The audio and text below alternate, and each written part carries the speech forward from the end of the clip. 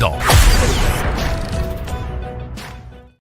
Hey, you fish freaks. Welcome to podcast episode number 80 of the KFO show, brought to you by the Wendell Fishing YouTube channel. If you haven't been there lately, 1,500 videos, daily shorts, daily community posts, weekly podcasts, the one you're listening to right now, and 1 to 2 videos a week, just pushing 11 million views. Guys, I'm excited over the weeks and months to come. I got World's Worst Fishing, Creek Fishing Adventures, Henbager and Lures is going to be on next week. I got Dalton Albright, Fishing with Gramps, Bearded Paddler. I just locked in Garrett Wade. We have a ton of guests over the next couple months, so make sure you tune in and make sure you hit that subscribe button. But tonight, folks, I got Ryan Matylewicz. I think I said that right. I've been practicing for the last few minutes as he shared it with me. He's in the green room right now. But Ryan was introduced to me along with his story at the Hobie BOS at Santee Cooper Lakes in Clarendon County in South Carolina that took place November 6th to the 8th. And this is the first time Ryan has ever told his full story publicly. So if you feel like you have heard it, I assure you, you have not, right? And so we're going to be giving a little backstory, but I want to just bring you kind of in the conversation really quick, right? So this has to do with a potential duplicate fish that in return won first place. I made a few calls, some people in the industry who I thought be awesome because they've judged bass for decades and asked them to come on as subject matter experts. One of those individuals, Chad Hoover, originally accepted and then declined and made the suggestion to actually reach out to AJ McWhorter, the tournament director for the Hobie BOS. And he made the introduction. AJ got back to me and he said, hey, due to the details of the situation, I'm able to commit to speaking on it without checking with company management. And then I followed up yesterday and he told me that company management said, we will not be commenting on this. So that kind of leads with only hearing what Ryan has to say, which, Ryan, welcome to the show, brother. How you doing? Good, man. How are you? One, insanely jealous of your backdrop right there. I want a wall of first, second, third place checks and shiny trophies. My goodness. I'm impressed. Yeah, I got to preserve these ones because ever since I had my little boy last year, my tournament opportunities has been significantly decreased. So. Yeah, I bet. Well, congratulations on the kiddo. That's awesome. Thanks. So we're just gonna hop right in, right? I want to hear a little bit of your kayak fishing career to date. Obviously, you've been doing it quite a bit, right? And have found a lot of success in it. So just walk me through how long you've been doing this. Those look like a lot of KBF checks. I also see some Hobie Bass Open Series trophies in the background. So walk me through. KF stuff. I mean, I got that one that I really had fun with last year. It was sad to see them go, but Elite Kayak Fishing, they had an awesome Northern Trail going on for a while up there. And that AOI trophy up there, I got that the day before my son was born. So that's probably the most important one to me up there. And that was a really special one. But my wife wasn't too happy knowing we had to go in for the birth of her child. And I was fishing about 4 hours away the day before for a tournament, but we locked it up and made it happen and made it to the hospital and we got the baby. Everything went good. So I started fishing series tournaments probably, honestly, I don't even know now, 5-6 years ago. The very first, I do know the first event I ever fished was a Hobie BOS. It was the Open before the Bass Open Series or whatever. It was the Open on Kentucky Lake when they did that. And it was weird. I kind of stumbled into kayak fishing. My dad and I always fished ponds and did random things. And my dad had a really good friend who passed away that was like my other dad, that they kind of hung out every weekend. They hunted and fished together, did stuff all the time together. It was just his real good pal. And I didn't know how my dad was going to handle that. So I went and bought 2 Hobie kayaks, actually. And we decided to start kind of fishing locally and doing this other stuff. I heard and read in some magazines about these tournaments that were going on. And that's where I found out about Kentucky Lake and ended up down there. And that while I was down there, I saw all this KBF shirts and people that there were KBF clubs and all this other stuff. So that led me into the KBF world. And some of those events were closer to home for me up in the Northeast. So I ended up fishing the KBF series. And didn't really do well at first, didn't really know a whole lot about it. And I just remember for a year or two, I was just really trying to get like a top 10 and get one of those paper checks. It was like super important to me. And then something clicked, I kind of figured it out. And I mean, I'll be honest, I mean, it really helps with, I was one of the very originators, I think probably one of the first to have live scope on my kayak. And I kind of figured that out really quick. I mean, I got that the day it came out. I was on actually an ABC News story when it came out. I found a truck that was sunken in a lake that was part of a crime scene. Oh, really? Yeah. So, but anyway, that really helped, and I started figuring that thing out, and man, it really changed my tournaments up, and I really did start figuring out bass, and not necessarily just using it to look at them and catch them, but really started to, as someone didn't know how to fish these big lakes, started to figure out where they were at, how they act, what they chase, what they're doing, and just gave me a lot of insight to be able to start winning and doing better, and really getting a better understanding of tournament fishing. Yeah. All right. So we know a little bit of history. Let's hop into the juice while everyone's sitting here. Over 122 people on right now, by the way. Pretty awesome. Set the stage for me, right? Day 1 through 3, Tournament of Champions, Hobie BOS. This is down on Santee Cooper Lakes. Set the stage. And what I'm asking you to do is I'm asking you to rip, right? This is going to be the story, folks. This is going to be what happened day 1, day 2, day 3. He's going to walk you through, obviously, an appeal process, what that looks like, what the formal responses were. Obviously, doesn't agree with it for a variety of different reasons. We're going to let him share that story. So, Ryan, take it away. Yeah. So, trying to be quick with the whole tournament aspect of it, I ended up going down to the Santee Cooper chain of lakes. Never been there before. Did really well at Murray, but never went to Santee Cooper. Got down there and absolutely sucked at practice. Really wasn't finding anything. Every day of practice, I was getting a fish or two. Wasn't really just able to find a way to catch them on sonar. I caught about 50 catfish. And lots of big catfish too, like this half the size of my dang kayak. And then just wasn't happening, man. So going into day 1 of the tournament, I really wasn't thinking I was going to do anything. I had no high hopes, no nothing. I went to one area, I caught them decent in, and I caught like 1 or 2 in when I say decent. I got there first thing in the morning, said, well, here's what's going to happen. If I'm going to catch something, I'm going to catch something. But I thought this was going to be one of those deals where I didn't even have a chance, and I was just going home after day 1, and they just happened to be busting on shad. So I sat in that spot and just continued to catch the crap out of them as they were busting on shad, just throwing in. You'd see a bust, you go throw in, catch a fish. And I happened to catch like a freak. I think it was like a 23 or something on day 1. It is a freak. And I think, yeah, you have photos too. And then after day 1 of the tournament ended, I think I was standing in second place, like 97 inches, something like that. But I had a 19.25 in my bag.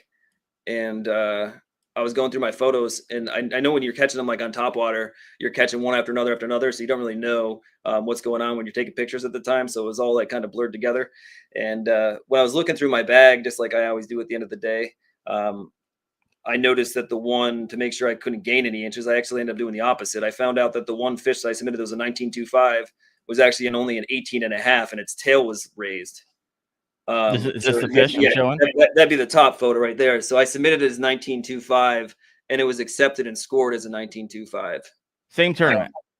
Same tournament, day 1. Yep, that was in my bag. So you look, and that 18.75 was in my bag on day 1. That 19.25 that I had is obviously the same fish. Those two are the same exact fish. So it was approved and accepted throughout the tournament. I called AJ at the end of the day. I said, hey man, I hate to do this, but I mean, it's the right thing. And I made a mistake. I said, I looked at one of my fish. I submitted it. It was an 18.5. I submitted it as a 19.25. But its tail's raised a little bit. I mean, you approved it and it's accepted, but it's not the same fish. He said, oh, really? Okay, let me check it out. He looks at it. He's like, yeah, no, I didn't even see anything wrong with that. You're sure it's the same one? I said, yeah, it's the same fish. Here it is. I sent it to him. He's like, well, if you're telling me it's the same fish, and that's what you want to do, we'll go ahead and get it removed. Thanks for your honesty.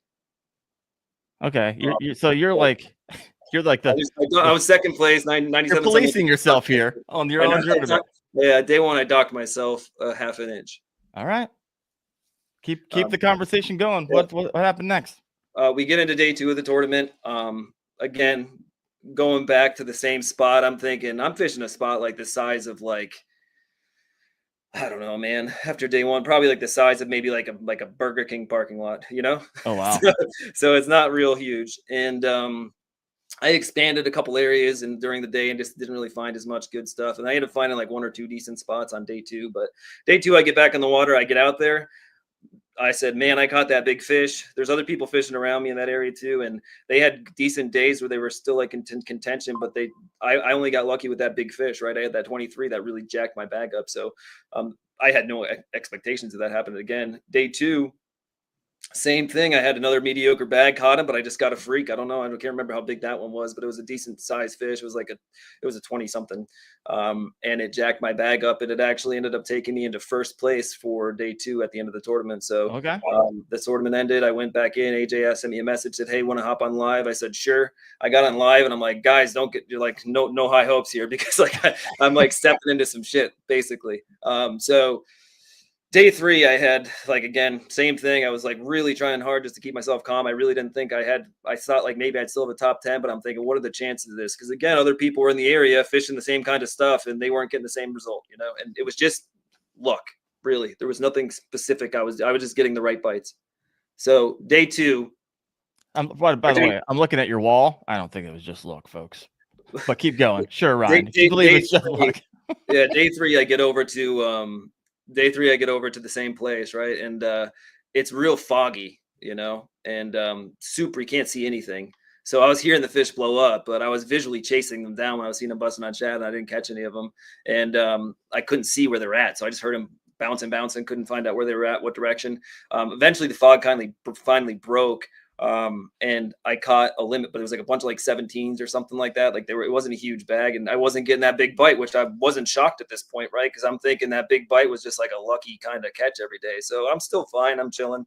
And going through the whole thing, I know this one spot I found fish that looked like fish on live sonar, and I wasn't able to get them. This is the end of the day now. I got my bag, but it's mid 80s. And then I end up going to this one spot for with the last hour. Tournament boards offline, and I think at the time I was in 3rd place, and I needed whatever it was, an inch or two to take over the lead from Ewing. And I ended up going to this spot, and I saw the fish in the bushes and on live sonar, and I got him triggered on a 110 jerk bait.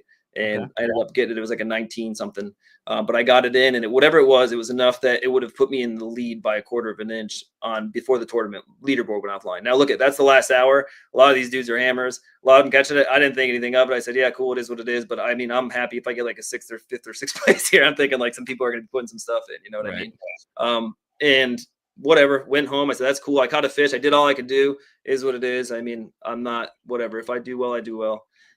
We end up going back to the weigh-in. Leaderboard's offline this whole time, so I have no idea what is happening. We go through the whole process. It turned out that Garrett caught 2 upgrades in the last hour, and he ended up with first, and I ended up with second. And then the whole thing was all good. Everybody was celebrating. Everybody was happy. This also then went into the whole process of their Angler of the Year race, which I only fished one event, so I wasn't involved in at all. But so they started giving out which were ridiculous prizes. So props to them. I mean, they're giving out Newport vessel motors and fish finders and graphs and all kinds of really awesome prizes. I'm like, damn, maybe I should have fished a couple more events. But they gave all those prizes away, all that other stuff, and took photos, did all their stuff. And I mean, it was late at this point, so we went and got some Mexican, and I was celebrating, having a good time. Everything was fine, and went home to the Airbnb, passed out, and had a 16-hour drive back to Pennsylvania in the morning. Oh gosh, brutal. It's a long with ride. with the baby, so I got my little boy in the car. So we had a lot of stops and all that kind of stuff. So it took a lot longer than normally it would, just being me, So finally that night, it was the night after the tournament, looking through the leaderboard, I see this thing, and I had some chatter from amongst people, and I looked, I said, just whatever. And I looked at this thing, and I said, holy shit. I said, this is the same fish that was submitted. I at first felt horrible for the whole situation. I said, oh my God, this sucks. This really sucks for Gary. That was my first thought. I said, I don't know what to I'm like, let me just send it to a couple people I really trust. I sent it to a couple people that judge fish, and some people that were just friends, and said, am I crazy, or is this the same fish? Right. And they said, dude, that's 1000% the same fish, amongst the people that kind of were already chattering. So I said, oh crap. So that's when I kind of started the appeal process. I basically I didn't do anything. Obviously I've known AJ. We've always been cool. AJ's a great dude. I don't have any, there's no problems, no personal beef or anything. I mean, he's always done well by me in that regard, and then we never ran into confrontation, but sometimes friendships and stuff and things like this can happen, and it's unfortunate for the situation that we put ourselves in with tournament directors and anglers, so but anyway, I sent this message to him before you take off. So for those of you who don't fish tournaments, shutting down the leaderboard 1 hour before the end of the tournament, when did it come back on for everyone to see? I mean, for me, I didn't know, because I wasn't really focused on like I had to look at this, so it was the next day by the time I had a chance to look at it, but it wasn't till after the event. Okay, got it. All right, now walk us through some of the details that no one else knows. Everyone kind of knows that happened. This is the stuff that no doubt. Yep. no one So knows. yeah, everything was good. I mean, I went to at that point I basically shot a message to AJ and said, I can't remember honestly. I think I just shot him a message. I called him actually. I said, "Hey, do you have a minute to talk?" And I called him just because I didn't want to. I said I think a duplicate fish was submitted. I said I'm going to send it over to you. Let me know what you think. He's like, "Okay, I'll review it." And then it was turned over to text message. So I sent him the fish. He said, "I can see the similarities. I see what you're talking about. I have to look at this. I need you to understand that due to the timing of this, it creates some complications for us." That was my response. Due to the time, like the timing, like the tournament's ended, we already handed out the prizes, handed out all the AOI points, and reshuffling checks and stuff. Is that timing or timing like business timing? Like there's stuff going on. I mean, that's basically all. Like leaving it up. That was just the answer I got. So, however, not a good timing. It doesn't matter what it is. All right. So you feel me though. I mean, it could mean that, right? It could be all that stuff. But I mean, that I didn't get that answer. I got that the timing isn't good for us for this situation. Okay. So he's like, "But I'm going to send it up and then we'll work on it and we'll get back to you." So that was basically what I went to bed with that night. So now you're waiting. So you put in. You consider that your formal appeal. Get it started. Yep. So he said we're going to look into it, and basically it was just we're working through it, and then basically that was it. They were the text messages that I got that night, and then I didn't really sleep too well because I was like obviously all torn up over this thing, like what's going on, what's happening, what's all this transpiring, and that's when, I mean, obviously there's a whole list, which we could be here and I'd gladly make it public of the official responses. But essentially then it gets into the how many days go by until you hear back? I mean, I'm sure I'm assuming. It was I think it was 6 p.m. the following day, I believe, is when I got a message saying that they're still working through it. I actually have the official messages right here. I'll read them so you can know. Yeah, so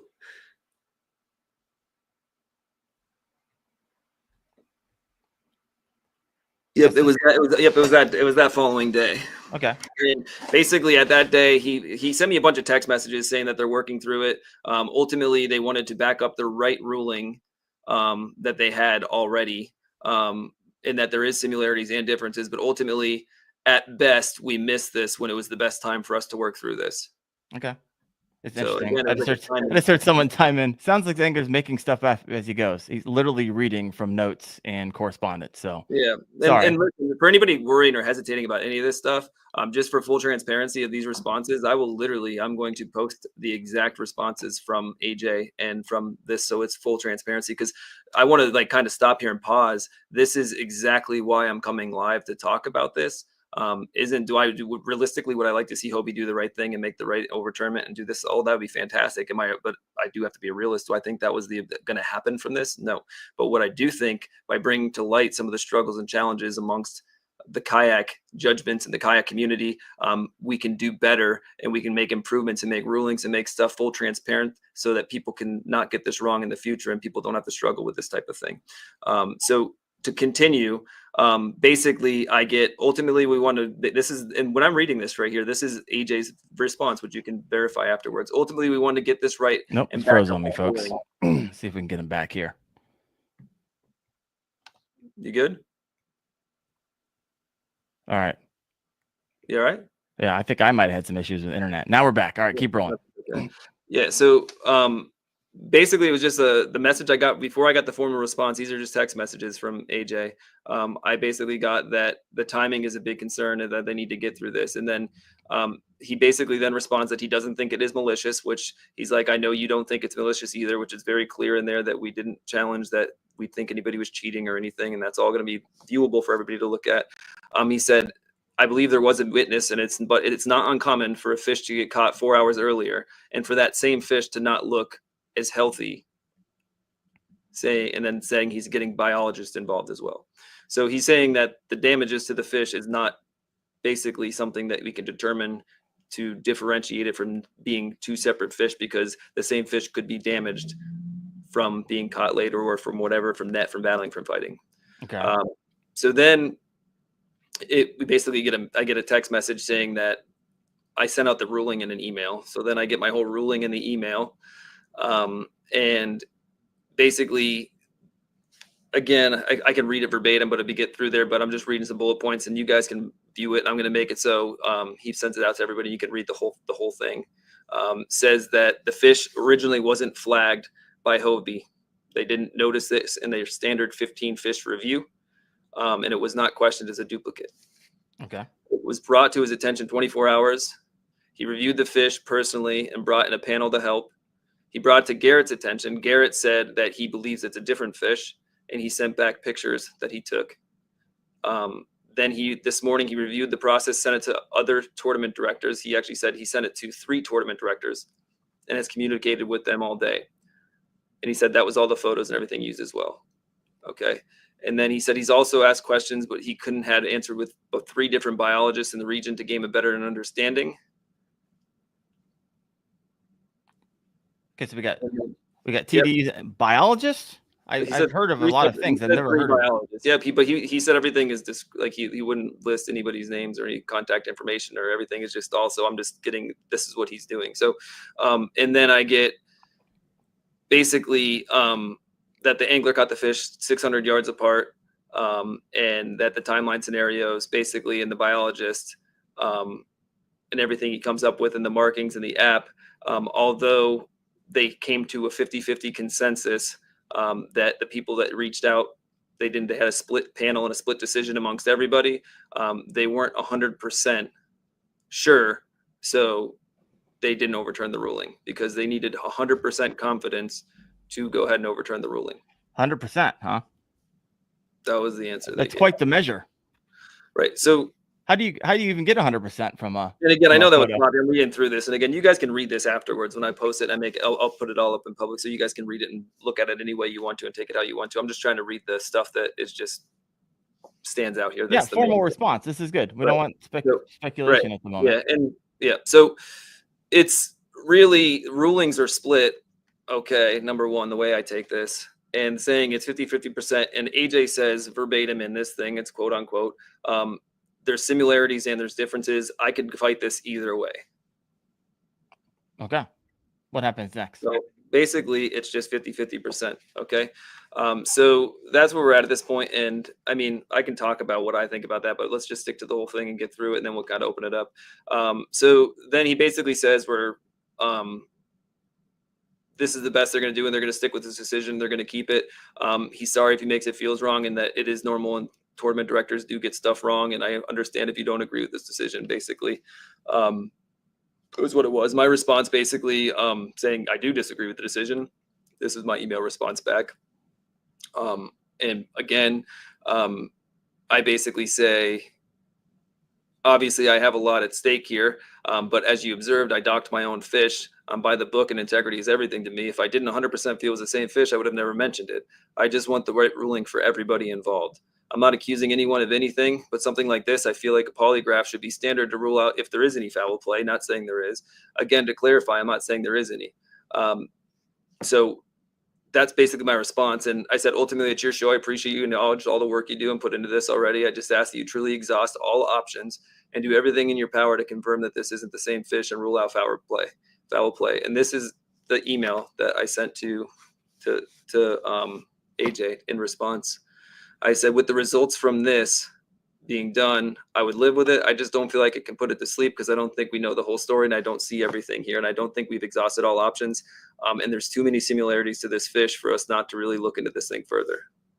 And we'll get to those similarities in a minute. And so we're not there yet. We're still just walking through literally the appeal process. It went 3 rounds, correct? Yes. And we're at the end of round 2. Yep. So then I get the message back again from AJ saying he does another review again, right? So like, he's not just like blowing me off. He's doing this whole thing. So it's going through a time thing. And then he goes through and says they reviewed it, accepted the fish. And he said, this is what they're doing again. And they're reviewing it, gone through. He says he speaks to the tournament or the biologist. So he brings the biologist, the 4-3 out biologist coming from the region.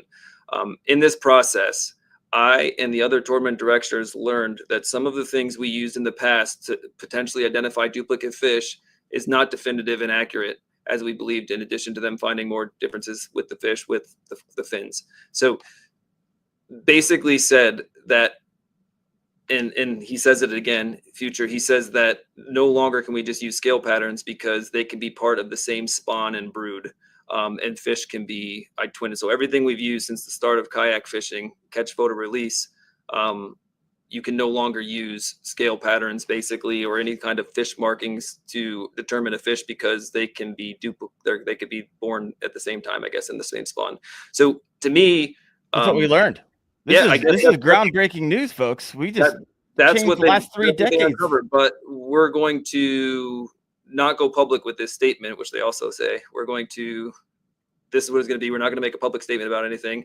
And basically we're still not planning to overturn the fish, but the reason we're making this decision and the answer to having the scale patterns be different is that they could be basically twins, I guess. I don't know. Twinsies, folks. Twinsies. So then it gets into we deny the whole request for a polygraph, saying they can often provide false sense of truth that still requires a judgment to be made, and ultimately we're making our judgment, right? So, and then again he goes back for the third time and says, in a sport judgment, it's not uncommon for judgments to be wrong, and there can be discrepancies and errors. I mean, so to me, basically, the whole thing I get is that we're going to not overturn this fish. It was a 50-50 split panel. The biologist said that we can no longer use scale patterns, and no one could come to an answer, so we're just going to leave it ride. Okay. So that's the entire formal response to your appeal. I'm sorry if I did a terrible job. I'm just trying to read through the parts that were like kind of that would be something that people would be interested in reading. But again, I'll post the whole thing up so people can look at it in its entirety. Yeah, I mean, it's a formal response, folks. I mean, this is the appeal process. Hopefully someone can learn through the process how this is all done. And like you said, your inspiration. I'd love for you to share it again. Well, here's a question for you. And then we're going to get through. I'm going to let you pick apart kind of some of the key things that obviously you don't agree with. We're going to bring up some fish photos. We're going to look at similarities. We're going to look at non-similarities, and we'll give kind of feedback on that. Why now? I've heard some chatter out there. This event took place early November. And so why? So yeah, I guess we cut it off early. That was the last email formal response, right? So at this point, I kind of this is when I went and conducted my own investigation with reaching out to tournament directors, reaching out to everybody that I basically had faith in the kayak community, including national trail organizations. During this discovery process, I even met somebody that I was talking to that was involved as one of the outside judges in this particular case. Oh, they're one of the people who got called. You found out by accident because you're both friends. Well, actually, I ran into 2 people that were called. And then the one that was involved in the decision making said that it was him and another individual that he works with at his organization that were involved in this decision. And he felt horrible about the whole thing.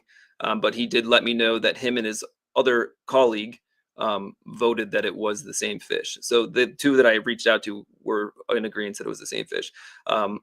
I reached out to other organizations that also spoke. Well, I said there was another individual. There's 3 in total that were in contact with Hobie, and all 3 of them that I spoke to, the only 3 that I found in this discovery project, they all said that it was the same fish. So the ones that were saying it is a different fish, I have no insight on this. It's not disclosed to me. I don't know anything. All I know is that everybody that is a trail leader and everybody in a national trail organization, everybody that I've spoken to that I have faith in, has gotten back to me with it is the same fish. Has anybody been like, Ryan, I gotta have a hard conversation with you. I don't think you're right here. No, and that's it. That's why I'm here. That's why I'm talking. That's why I'm bringing this to the light, is that I have not found anybody without bias that has said that this really could be a different fish. I have not spoke to one person that truly believes without bias that it's the same fish. Everybody I've spoken to has said that it's the same fish. The ones that say it's not, through general public forums are pointing to items such as cut fins and tail fins that have cuts in them, that we just don't use as a standard in kayak fishing, typically to identify fish. It's always been scale patterns.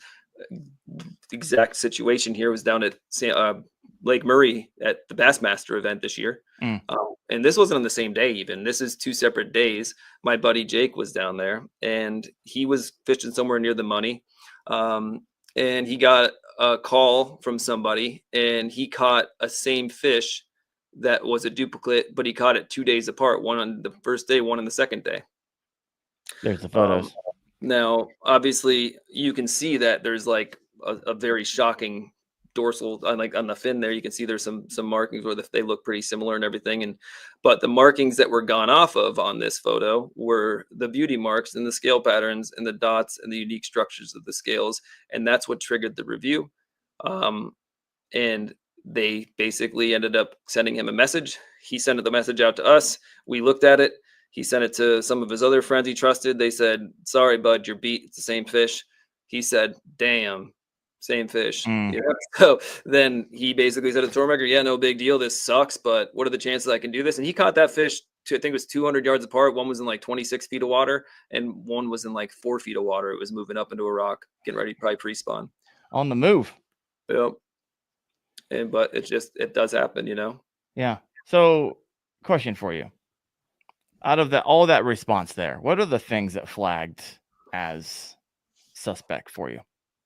So just going through, I mean, kind of like I had some of the bullet points. I mean, the timing, which Hobie mentioning the inconvenient timing for them 3 different times in their formal response. I mean, timing's irrelevant, right? This is something that it was not my fault that it was missed. It was nobody else in the leaderboard's fault that was missed. It was missed in the initial scan. So the timing to me is not relevant. I mean, whatever has to happen to that, I don't understand how that has any kind of relevancy in it. So obviously I understand for them, there's a lot involved. As you mentioned, you have to redistribute checks. You have to do all of these things. You have to send trophies, all these motors, all these items, all the angler of the year. Like you have to redo this. So a logistical nightmare on top of a financial strain of having to pay for all that shipment and all that crap, not to mention the controversy of going back and saying, "Hey, we got it wrong. We missed this." And then kind of coming out and saying all this stuff. And it's just a bunch of public fire that regardless of what they're going on as a company, it's not something that's going to look good on them, especially with them at the time struggling to try to keep the Bass Open Series alive. It wasn't going to be a fighting thing to bring up saying, "Hey, look, we'd really like to keep these events. They're great, but by the way, we screwed this up." Right. It wasn't really a good selling point. So that's just saying what it is. So to say that there's no bias and just kind of hoping this goes away, that's not really truth in the whole matter. So for them to mention it 3 times in the formal response, like it shouldn't even be considered as a factor. Right. And then the other thing that bothers me is, right, like, so the tail fish, right? Like my fish that I docked on my own was basically just looked at it, I was like, "Oh yeah, I don't see anything wrong with this," after I bring it to AJ's attention. I mean, it should have been an immediate, "Oh wow, yeah, no, you're right, I see it right away," but it wasn't. It was like, "Oh, it looked good to me. I approved it. I didn't see any problem. I guess I can see it." Like that was the message that I got, and it's just not right. Like these are things that should be caught. I mean, because if I had 3 fish like that and I just let them ride and didn't dock myself, that would have won the tournament alone right there. Like it's just, these things can't be missed when you're playing for $25,000. Like it needs to be more critical than that. Right. Well, really quick, it's not just $25,000. I mean, I that's the first place prize purse. Yeah. Right. And I know you're sponsored. I know there's sponsors out there. I believe Old Town, and you didn't tell me this, I sourced it myself, is that you'll get, if you win a first place, you get a free kayak up to $6,000. And then your other sponsors. And this really could catapult your career. I mean, the difference between a $25,000 and I think the $7,400, right? That's the difference here. But it's a lot more than that, right? If you're in this business, you're trying to ascertain sponsors. Literally, I just put together a resume. A company wanted a resume, and one of the things they wanted on the resume is your accolades, right? Yep. And so this stuff's important. It's how careers are made. And so this is why this is more than a $25,000 potential mistake. All right, No, keep that's going. right. I mean, it's a trophy, right? So the trophy is the big thing. We fight for that. It's the biggest event in kayak fishing. That's how this is promoted. It's like it's not just a small regular miss up between 7th and 8th. Like, I mean, this is the biggest mistake you could potentially make in kayak fishing, being it's the biggest event in kayak fishing, right? And it's between first and second over a duplicate fish. So, I mean, it doesn't get any more large scale than that, right? I mean, do you even have more room for trophies behind you? My Um, goodness. But I mean, that's just it, man. I mean, if it's just me getting second place, like I've had lots. I mean, there's a whole shelf of second place trophies there, I think. But it's not about that. It's about the what's right is right at the end of the day. It's not just me getting moved up in the leaderboard. It could be other people getting rearranged, and the right outcome is the right outcome, and that's really what matters to me. And there's many people that know me that would tell you that's the truth. Now, is the money great? Obviously that's great, and I mean, for a lot of people it is life changing. I'm blessed in the sense that I have my own business. I have multiple different properties. I have a lot of stuff going that gives me the ability to do things. So it's not going to decap like not going to completely cripple me that I don't have this money. Like it's not a it's about principle. And that's why I'm kind of here talking about this as well. Is there's a lot going on here more than just the money, right? Sweeping this thing under the rug doesn't make the dirt go away. Yeah.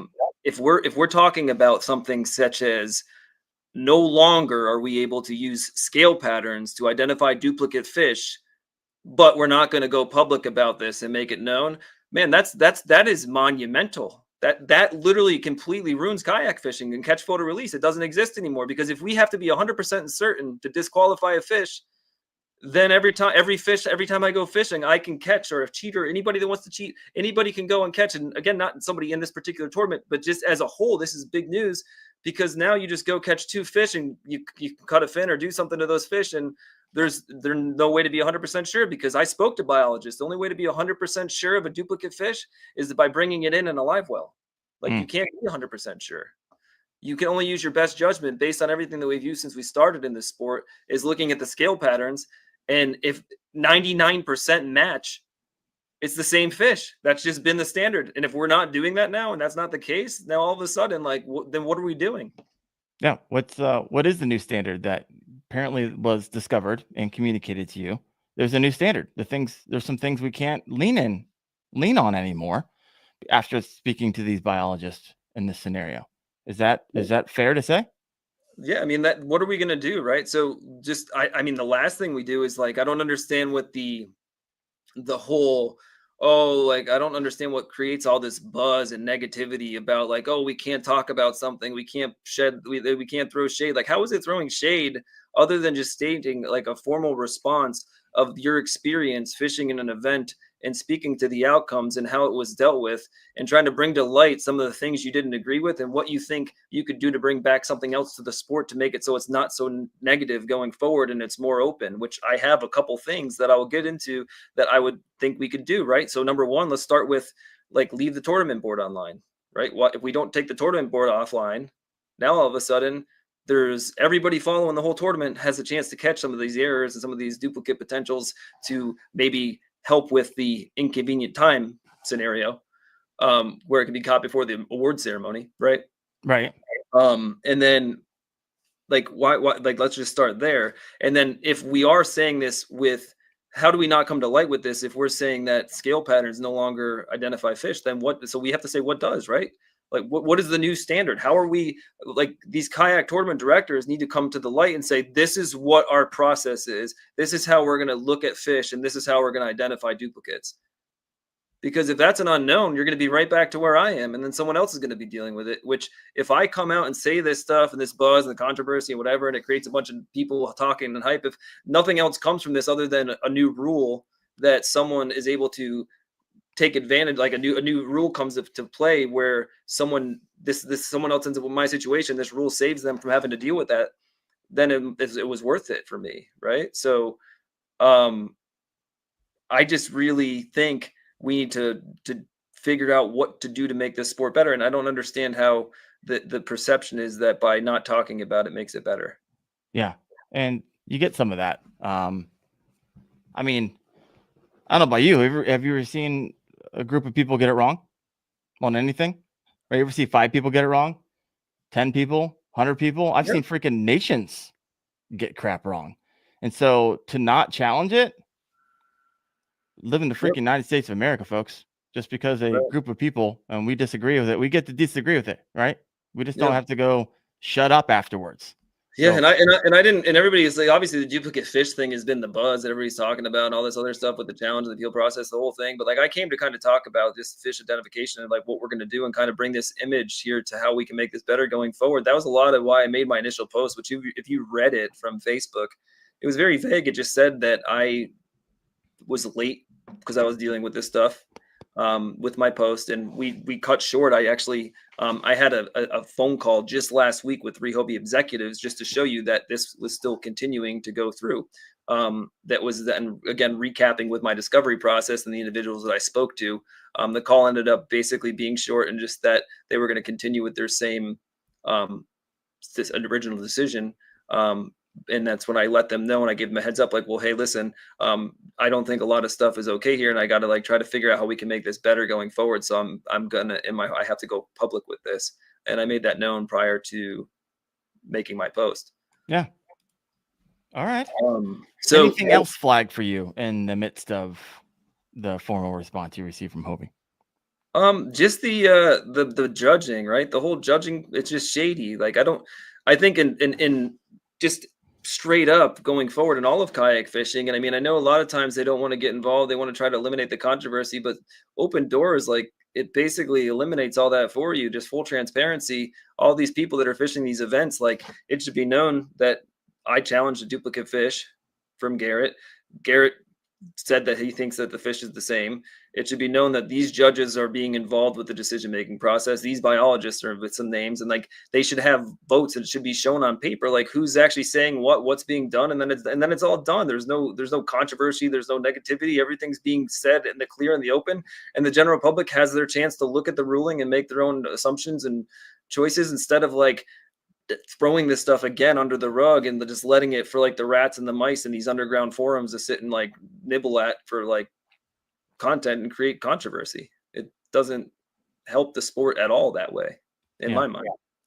Were you ever?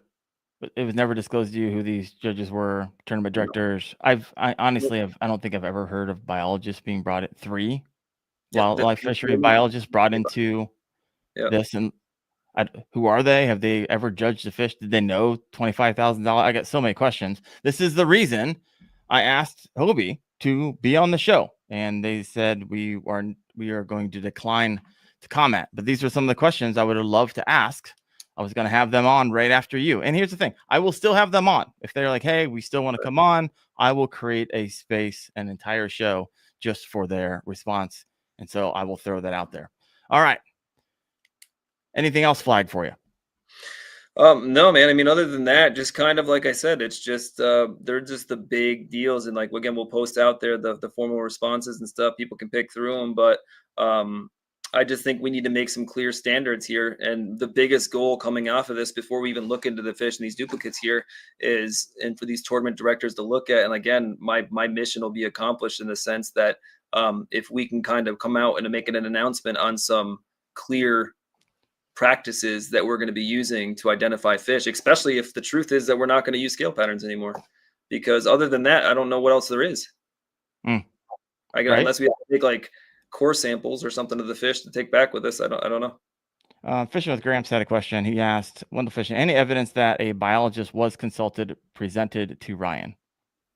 No. Okay. Other than just the email. Trust us. We're doing it. Got it. Yep. All right. Good question. Trying to find some other questions here. It's hard to keep up with the conversation. And let's just go over here. All right, let's take a minute. Let's head into, let's take a look at this thing, right? So I decided, you know what? I took a look at it. I was like, oh, obviously. And I've asked some people. I called up Chad. It's like, Chad, you've been judging fish, and he's on right now. You've been judging fish for freaking 3 decades. And he told me, it's like, I was literally driving down the road, and I was just zooming in on my phone, and I would have judged that a duplicate fish. I called someone else up. He's probably asked him, how many fish have you judged in your life? He's got paid to do this. He's like, probably 100,000. He's like, not a chance. That's not a duplicate fish. Right. So I'm talking to people who have judged hundreds of thousands. Those people have talked to people who have judged hundreds of thousands. I have yet to hear somebody tell me, right, who have judged hundreds of thousands of fish, that is not. Right. That is not it. They're 2 separate fish. I haven't heard that yet. So let's take a look at some of these photos.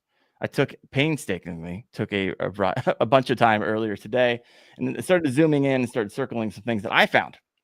Right, this is the work that I did. So these are the two fish in question. Right now, I believe the fish on top was caught second. Is that correct? Yes. Yep. And the fish on the bottom was caught first. All right, so let's start taking a look. Obviously, you got the length is spot on, but that's kind of neither here nor there right now. Just looking at the similarities, right? Just looking out. Now, granted, even the color is a little different because the lights throughout the day. Obviously, when you stress fish out, they can change colors, but there's an obvious pattern, a light pattern in the middle of this fish. Moving on, you have scale patterns. So this one was kind of shocking to me. So when I zoom in on the scale pattern, the similarity here is insane, right? You got dark, dark, dark scale, light, light, dark, dark, light, dark, dark, light, light, light. And then you got this, the line kind of stops, and now it's creating a cluster of 4 or 5 scales are kind of out of order with the line, 2 of which are smaller on the bottom, 2 which are larger on the top. And you go to the fish below, the exact same. Dark, dark, dark, light, light, dark, dark, light, dark, dark, light, light, light, in that same bundle. This is 1, 2, 3, 4, 5, 6, 7, 8, 9, 10, 11, 12, 13, 14 things that are identical from one fish to the other. The odds on that is astronomical, folks. Absolutely astronomical for that to be the one fish to another. And we'll show you. I actually put together, I think, 6 or so fish caught at the same body of water during the same time, just to show you how different bass look here in a minute. Continue to go through. Obviously, there's some damage. I don't know what happened to this fish when it was younger. Maybe a blue heron kind of went after it. There's the same damage from one fish to the next. You have up just under the dorsal fin. You have this kind of double snake bite thing going on. The 2 light marks. See if I zoom in on that. 1, 2, 1, 2, exactly the same. You go down right next to it. You kind of got this L-shaped scar on both fish. Going back toward the tail. I'm looking at this thing. I was like, it looks like a freaking flower on the back of this. You got these 4 scales. In the middle is this little white dot that is identical from one fish to the next. Then you keep on rolling, and some of this stuff is like, wow, underneath the jaw of this thing is a little like scar. Once you zoom in on that, you can come and see it has like an indentation on it on the inside, kind of marking on both of those. Like the odds of that's insane for both. Let's take a look at the anal fin, just above the anal fin. You have this almost like Pac-Man looking scale, eating another scale on both. And then 3 scales over, you have these unique marking, identical from one to the next. So the odds here, right, looking at all these things, the odds here of a fish caught in the same lake, caught with the same person, with probably 20 plus indicators of same scale patterns. Guys, that is just straight up astronomical to have that and it not be the same. Unless you believe in twin fish, which I do not. Never seen it. But any thoughts on that, by the way, Ryan? No, I mean, you hit it. I mean, and then they brought, I mean, there was some other one. Someone sent me a message with a fish that was a picture of them that Garrett held up, I guess, from the other side of the 2 fish. Oh, we got that. I got it. We got the other side of the fish, folks, which you typically don't have in a tournament. Here it is. And that all lines up exact as well. Yeah. I mean, you got the birthmarks up here on the gill plate, gill flap up here, very distinct. You can look at the patterns. Now, on the flip side, I feel like this is where a lot of people will fall into the camp of it is 2 different fish, is down here at the bottom. See these little cuts. And so how do you explain some of the, like all the yellow or the kind of the discrepancies, all the red are the same in this particular photo. And so how would you explain that? Because those are different from one fish to the next. Yeah, I mean, for me, it's just like AJ said, it's not uncommon for a fish to be caught second to have more damage to its fins or its body, essentially. So that's damage, right? It wasn't born that way. It's not instinctual. That's actual physical damage to the fish. And you can still see, if you look at those bottom little yellow arrows and you kind of look at that little tiny strike up above it, that's the same on both fish. And then also there's that one that's circled red to the first, right up to the right above that. Those in the fish where their picture where they were both on their side, one of those was missing. So that was kind of one of the things they were circling. But you can tell by looking in that photo that is therefore intact. So it's just fins are kind of like claws on a cat. They can move them and they go in and out. They move them all different angles. And then the rips obviously can't be there. But the rips, if you look on the picture of the fish on its side, you can clearly see them kind of both there. But the fact of the matter is that the scale patterns, as we know, don't change, and that's just been the standard. But the fins can indeed get ripped in the net during the catch. They can get anything could happen to them. Yeah, did you fight that thing through timber for 30 seconds? I mean, just like you. I mean, like if I went and committed a murder and then or did something and then they caught me on video and I had 2 legs and I chopped a leg off. I mean, they could still pin me through my fingerprints, right? Like it's still the same thing. Just because you lose something, it doesn't change you as a whole. So it's just a piece of the fish that was damaged. It's not an actual verifiable print on the fish. And that's something that's always been told to me that way through all the tournaments I fished. And every time I've ever had this come up into question, I've never, ever heard of anybody look at the fins. Maybe as a quick acknowledgement to see like if it is exactly the same, kind of like Jake's fish, I look there to see whatever, but then it immediately goes into the body of the fish and lining up scales. And if you can get all those scales matching up like that fish, you can get 100% of the scales lined up. Like you put that thing and zoom it up and put a layover on top of them, every single scale lines up on that entire fish, including the damaged ones. And that's not something that is done through birth. Right. And you sent me a Flickr thing. I tried to upload it and it just would not upload it. These things go back and forth. I'll see if I can post it on my platforms tomorrow.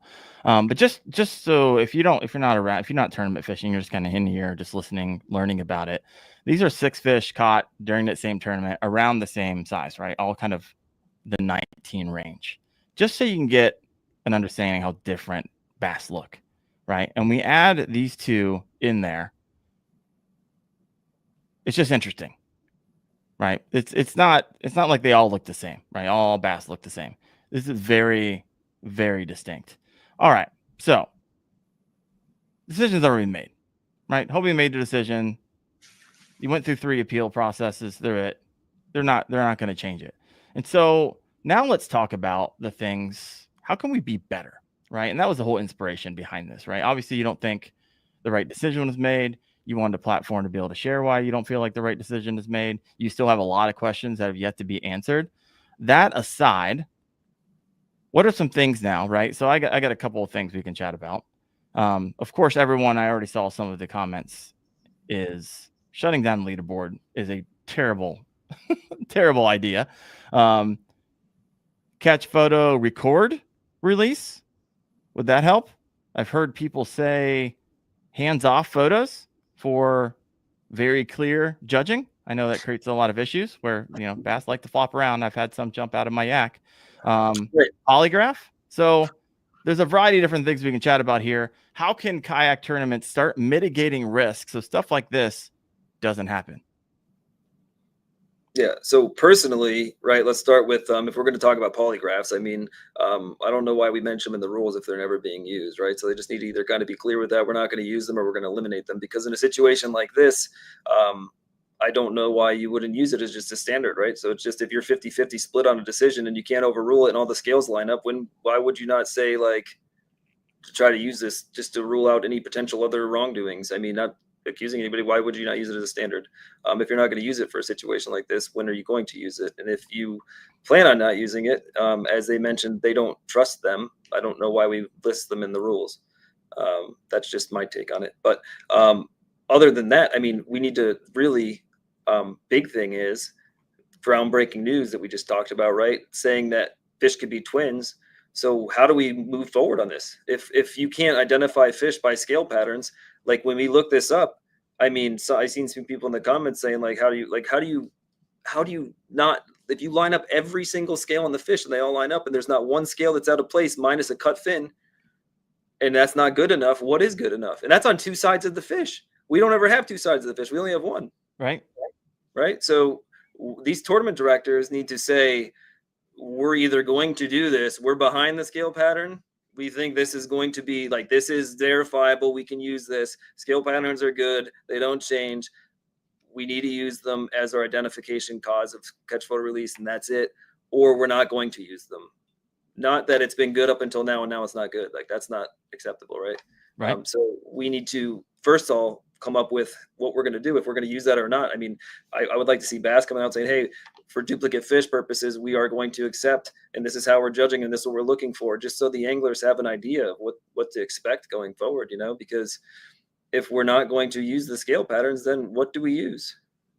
And then if we're going to use, like, look at cut fins or like that, or damaged fins as an identification, then like, how do we know, like, if it's after the fact that the one is damaged, how does it stop like the shady people of the world from intentionally cheating?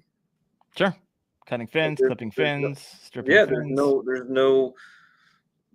There's no end here, right? So these I did a video on this. 11 ways people cheat in tournaments. They literally will cut the fins, mutilate fish. Yep. And then, so first of all, I think that's really the biggest thing is, like, let's bring some clarification as to how we're going to do that, right? For this specific scenario, how are we going to do that? Now, as far as the other ideas with the judging to make this stuff go smoother and delete the controversy, I see people saying, oh, this creates negative light, blah, blah, blah, blah, blah. But these are all things that need to be addressed. And we need to have, I think, full transparency that we talked about, bringing to light everything and making sure it's open and making it a full open process so everybody knows the whole thing of what's going on while it's going on. It just creates a better image for everybody, and it deletes the ability for people to get into the shadows ahead of any kind of statement and getting out and just throwing their own spin and shade and creating controversy and putting a bunch of negativity out there to try to stir up the pot. Because everybody already knows what's going on, so they don't need to do that because everybody sees that right from the source, right? So transparency on judgment, I think, is huge. But the biggest thing, and then unbiased judging, right? We need to take friends and, like, take people out of it. Like, I know a lot of parties do that where they're only judging with external judging, but when we're trying to judge in-house, obviously a scenario such as this, you can't claim non-bias when you are the one flipping the bill to send stuff back out and rearrange trophies and send things out and do stuff, and you are the one responsible for doing that. That's not unbiased, right? So that's literally the definition of conflict of interest. Exactly. So that's something that should be very well avoided. And I think that these tournament organizations that are outsourcing, which most are, from my knowledge, are kind of doing, and they have outsourced judging. To my knowledge, I thought Hobie did too, until this event, when I realized by all the stuff that was being missed that that wasn't the case, such as my fin up on my fish. And I had a fish at Cayuga, same thing, that was accepted, and it didn't even identify her in the photo, and they didn't even tell me about it till the end of day two, and it was accepted and green checked and everything. So someone either said something or complained about it, and then it comes back out. So it's just there's things that are missed that shouldn't be missed. And when you're dealing with outsourced judging, they do a much better job than localized internal. And there's nothing in it for them to be biased about. Okay. Because they're getting paid, right? They're not flipping the bill to change things around, or they're not worried about their image of a mistake. I mean, it's just they have one job, and that's just to judge fish. Yeah, and I'm curious, is there I've been doing this a while.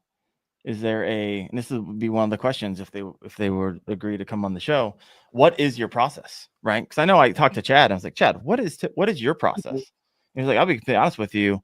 Once a formal complaint goes in, I can't even chime in on it. It goes to a board. It gets assigned to this person. It gets assigned to this person. They put it together. Someone else leads it. And then the verdict is given to me, which I then repeat. And so there isn't any type of conflict of interest there. And so he kind of keeps, he'll probably explain this a whole lot better than I am. Nonetheless, when I asked the question, there was a clear answer, and he was very upfront with me on how this takes place. Like, oh, that makes sense. And when a consensus isn't reached, you have to then win by 2 votes. It wasn't just 1 vote. And so it was all thought out. Obviously, he's been doing it for decades. But I was hoping to get Hobie on here and ask him the same question. What is your formal process for a complaint like this, right? For a formal appeal? Were these people pre-selected? Right? Hey, when this comes through, I'm reaching out to you, and then you got to reach out to these people, and then we're going to call these biologists that we have in our, and they know we're going to call them, and so forth and so on. I just don't have answers for that. I wish I had Yeah, answers for that. like for me, I don't like it's a split decision here, and that's what the message I get. It's a split decision. It was a tough one, but we're gonna stick with leaving it alone. So you're saying during the appeal process, they're saying, hey, we did all this. Everybody who got back to us that we asked, it was still 50-50. So they leaned into their original because it wasn't 100%. So it could have been 75%. Is that what they're saying? And it's still, Yeah, I don't know. you don't know. I mean, and all I can tell you is like accidentally, like without them knowing, and through partying, through like me having knowledge, like having relationships with a lot of people, I was able to uncover two of those people that were involved, and they both told me they voted that it was the same fish. So now that makes it even worse for me because I'm thinking like, okay, so if these two guys did, they reached outside, so now it's just internally that they're voting that it's a bias. So who else? How many people did they have involved? Totally. And if these two people think that it's not, so now it's an in-house thing. The Hobie's saying that they think it's the same. The outsourcing is saying that they don't think it's the same, but they're going to stick with their internal house. So what was the point of reaching out with the external? I don't understand. No, these are the questions I have. This is why I invited Hobie to come on the show. And if you're just hopping in late and you've been following the whole entire time, they declined to comment. All right, moving on. A few other things. How do we get better, right? We talked about polygraph, and not even particular this particular scenario, just polygraphed in general at a certain prize purse amount, maybe not. Hands-off photos. What do you think about that as a potential standard? It's pretty extreme.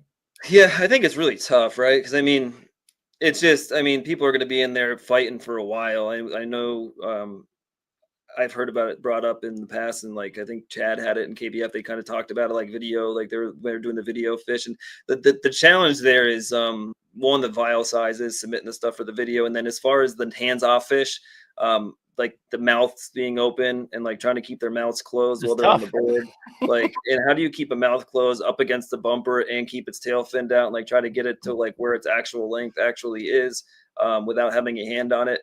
I mean, I'm totally fine personally with the hand like on the center of the fish, kind of with the up against the butt board, but the hand over the tail, that's some of the best identification marks to see that it's the same fish, right? So I really don't like the fact of covering up the back of the tail. I think that's covers up a lot of important data so you can use in the fish identification process. But obviously we've come to learn that I don't know much about fish identification because twins happen and that doesn't matter with scale patterns. So whether that's, again, where we go back to, we got to decide if we're going to use scale patterns or not. That's the ultimate here with everything, or else that hand placement, everything else is irrelevant, because the whole purpose of hand placement is to like be able to see enough fish to identify whether there's a duplicate or not, right? Not to mention that with being able to put your hand over the tail, there's been people in the past that cut tails and move tails and do weird things along those lines. So, which is, I don't know who does that to a fish. Like that's like some really deep mental issues with that individual. You know what I mean? But yeah, I think that we start by having a standard as to how we're identifying these guys, then come to keep your hand off the tail. I think just sticking where we are, I don't think you can fully take your hand off a fish. I think you can take a backup photo, right? I think that may be something important. You put your hand on your fish, you take your photo, and then you're required to take your hand off and take another photo of the fish prior to its release. Right? Honestly, I do that anyways. And usually if I get a nice, good photo of my hand off the fish, that's the one I'm submitting if it's not blurry because it jumped. I understand why some people would believe that fixes the problem because you have more identifiable information to look at, but it creates a host of other issues. I agree. So, I mean, and again, really most of this stuff, and like, I guess to Chad's point with the video, I think it's fine, right? So like, if you take this make this a standard process, I mean, yes, it takes more time when you, especially if you have spawning, or like you're like I was doing, I was catching fish on top water and I was trying to get that fish in and out of the boat as fast as I possibly could.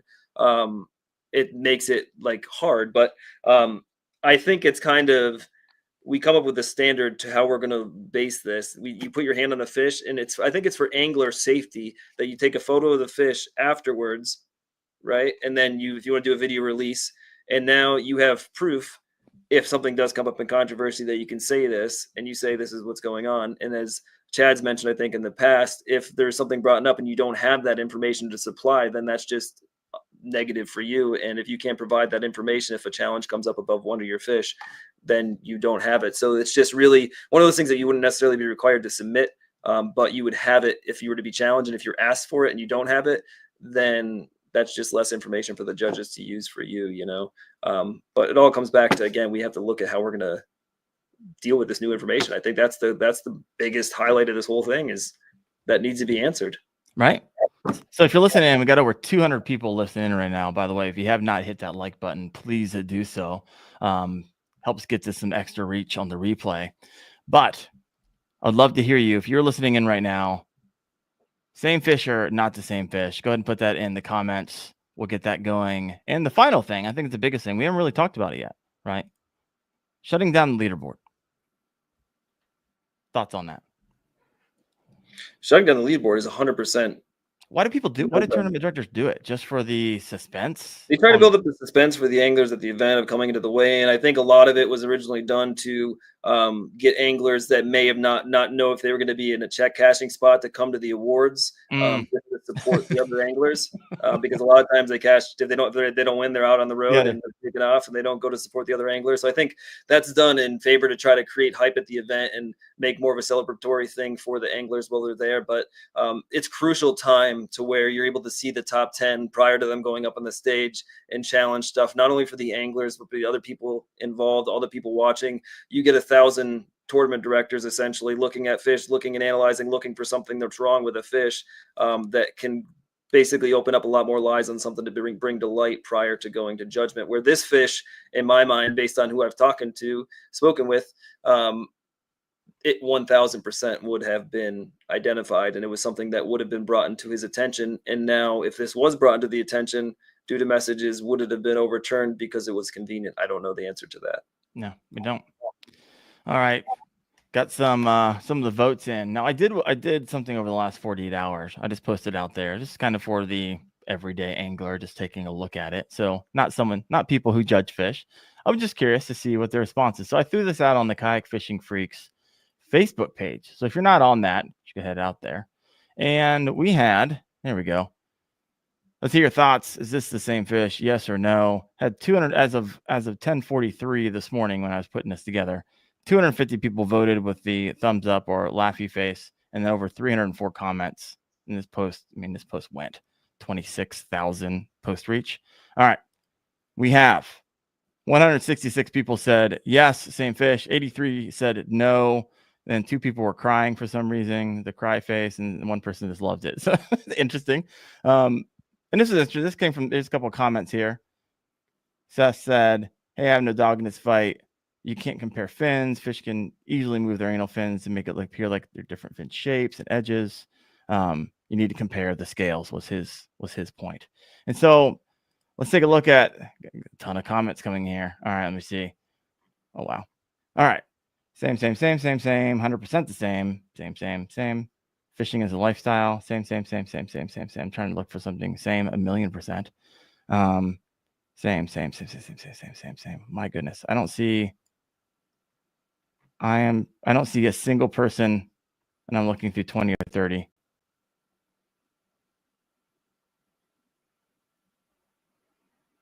I don't see it. They're all saying the same. Chad Hoover, 100% Christine. I'm not sure what Christine said. But nonetheless, there you have it, folks. Well, Ryan, anything else? Anybody have any question for Ryan as we kind of land this plane a bit? I think we went in a pretty exhaustive hour and 10 minutes of how this thing all played out.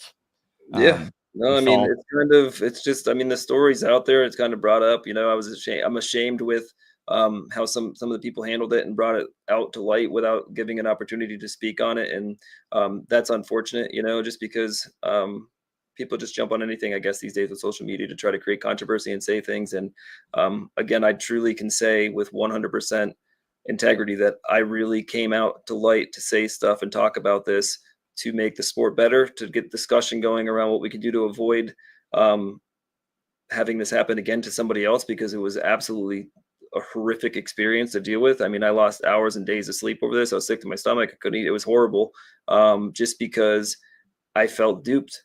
And I just think the wrong decision was clearly made, as everybody in the comments sees as well. And I just really hope that the tournament directors take real observation of this, and they're able to come out with something to say, hey, one, we're going to definitely use scales, or 2, we're not going to use scales anymore. And then also prevent or promote some sort of transparency on how we're going to judge stuff and move things going forward, and kind of keep that open. And as far as I know, I will actually go out to say as well before we end this thing, that through my research, I do still feel confident fishing KBF events. I still feel confident fishing Bassmaster events. I spoke to some of these people, and again, I'm not trying to get involved with anybody, but I feel that the judgments would have remained with the fish being disqualified on both of these trails. I don't have a question in my mind, just from past experiences with Jake's fish, and also with other situations that I've dealt with these with these particular trails as well. So kayak fishing is great. I hope my little boy can enjoy it one day. Heck I yeah. love it. I hate that there's a negative light being shown here, but at the same time, when we're trying to grow this thing and get to these purses this big and these events this big, we really, really can't afford to make these kind of mistakes, especially if we want to see this thing stick around for a couple generations. It all depends if you look at this. I personally, I don't look at it as this is a negative light. Like, it's only negative if it just happens and everyone's like, okay, that looks like a giant mistake has happened, but just sweep this under the rug and everybody forgets about it and we don't get better. Right. I believe this is going to help us get better. We're asking questions about the entire state of the industry and how we judge in tournaments, and these shutting down leaderboards and, appeal processes. And I had a really great question that came in here a moment ago. Didn't ask it. Hank Vegan Fishing. Ryan, was the review process clearly explained in the BOS rules? I'm familiar with their setup in that regard, and I'm curious to know. It seems like not knowing the process added to the mess. Do you know? I'm not sure what he means by clearly explained there. I mean, it's a formal is the appeal process anywhere on their website or anywhere in the rules where it's like, oh yeah, if you do appeal, if you read through it, you're essentially going to see that there is an appeals process. You can file a formal appeal, and that essentially they'll go through and they'll review it. And I think it's basically just like along those lines. I think there might even be something, again, I'd have to refresh it and go back, about a dollar amount or something to file a formal appeal. It's been a minute since I read it, but I mean, it's a good point. But at the same time, I know I've looked through the rules just while I've been dealing with this, and there's nothing that distinguishes how or who or what or like how they're going to approach this, And I mean, obviously with this was totally off basis anyway, and it didn't go with anything in their process. They reached out to external sources and other people that they apparently use, including 3 biologists, I guess. But I don't have any verification or proof of these particular people. And again, from my understanding, this was handled as a total one-off event. Okay. Judging. So no, there's been some, we're going to land this plane here in a little bit, and there's some interesting comments in over here. Some people feel like it's, let me see this. Well, Mike M., the attacks on Ryan's character this week was shameful by the same usual suspects. And then Mark Edwards said, this isn't growing, it's crying 2 months later. Like, really? were you listening to that? You've been in this entire show, Mark? Insane to me. So people still have their opinions. And I guess I have my opinion as well. I don't feel like this is crying. We literally just went through the facts, the formal response. Hopefully you guys learned something along the way, right? And if we can get 1% better, right, at least think through these as tournaments across the country, we'll all be better for it. And so hopefully everyone can see that. And that was the inspiration. It's my understanding you didn't come on the show. You're like, hey, I'm going to come on the show, and I'm going to get this thing overturned, and I'm going to get my money. Was that your expectation, Ryan? No, not at all. I didn't think. What was your expectation, inspiration in going in this? Because you're putting yourself out there, right? Yeah, I mean, here's the thing, right? So I don't. They've been attacking your character. I'm limited what I can fish. I mean, I'm limited what I can fish. As far as attacking my character, I kind of made that very clear to myself going out here. I knew that was going to be the case. I wasn't going to get involved in it. And all I'm doing is coming out here stating facts, what the truth was to me, what had transpired, and how I think it was handled, and do I believe in it? And that's really it. And what do I want to have come for this? If I have, again, mentioned one person that is in a situation like me that I prevented from getting there because of a rule or some sort of clarity that they had, would make me feel that this whole thing was worth it, just to prevent this from happening to anybody else. Because again, it truthfully was just a horrible experience from start to finish for me, with this whole appeal process to everything. And just the way that I was just kind of handled, I just felt like it was very, just biased, I guess. Yeah. So well, there you have it, folks. Ryan, anything else you'd like to share before we land this plane? I think I'm good. We're good to go. I appreciate you for having me and all the work you put into this. And like, again, I mean, like I said, I reached out to you. I talked to you. I said, hey, bud, just take a look at this. This is the show we have, and let you see the photos. And I said, I don't want you to kind of make your decision. I want you to be unbiased about this. I want you to kind of look at your stuff. You made your own choice. And here's the situation we got here, and here's where we got, And I hope everybody out there kind of takes us to their local trails and other trails and kind of just get some clarification as to how the rules are going to be going forward with fish identification. Because I mean, God forbid, especially during the spawn, imagine how much of a mess that'll be. Yeah. Well, I'm sitting here, you know what? I came into it. If Hobie would have came on, I was like, okay, I'd have an open mind. But after I looked at these fish myself, started zooming in, started doing all the scale patterns, all that stuff, like, yeah, I can't. I mean, I'm a bit biased in doing this show. Because I do believe that's my vote. This is definitely 100% the same fish. I think there's a variety of different explanations for the other things that you see on this fish. I don't believe there's twin fish. I haven't talked to anybody who's like, hey, I haven't heard anybody a biologist talk about it. I've had people I've talked to who've judged hundreds of thousands, 500,000 fish. They're like, I've never heard of this. But you're allowed to have your own opinion. And that's the beauty of this country. And so I know there's a lot of people in the comments who don't agree. That's totally fine. A lot of people do agree. Also totally fine. Hopefully this was bringing value to everybody who was on agreement or disagreement alike. And Ryan, thank you so much for putting yourself out there and hopefully bringing to light some issues that we might potentially have as an industry as we get better. Folks, I got Headbanger Lures on next week, next Tuesday night, 8:30 p.m. Eastern on the Kayak Fishing Obsessed Podcast. Thank you so much for listening. Have a good one. See ya. Take care.